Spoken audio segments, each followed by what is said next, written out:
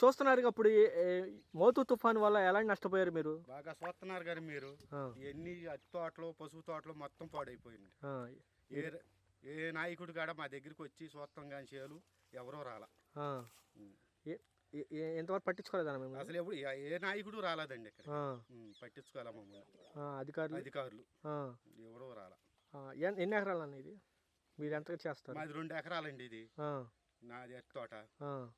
పక్కన పసుపు 2 ఎకరాలు, 4 ఎకరాలు.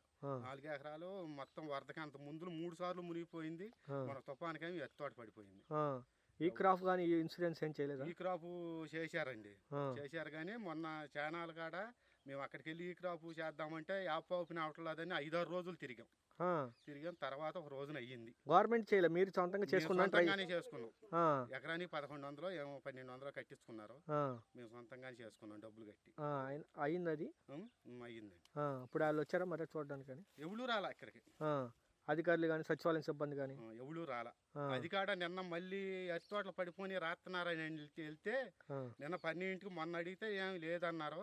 నిన్న 12 కాడ నుంచి సాయంత్రం 4 గంటల వరకేనంట అని చెప్పారు. 4 గంటల కాడి నుంచి మేము తీసుకోమన్నారు, మళ్ళీ కాగితాలు అన్నారు. అసలు మీకు స్పందించడం కానీ అధికారులు ఏమి చూడడం కానీ దీని వైపు అసలు ఏమీ లేదు. అక్కడికి అసలు ఏ ఊరు అన్న ఇది? ఇది నడకుదురు. ఏ మండలం కింద వస్తుంది? సలపల్లి మండలం. ఓకే. కాన్స్టిట్యున్సీ నియోజకవర్గం వచ్చి అవనిగడ్డ నియోజకవర్గం. ఓకే. అధికారులు అయితే ఎవరు పట్టించుకోలేదు? ఓకే అన్న.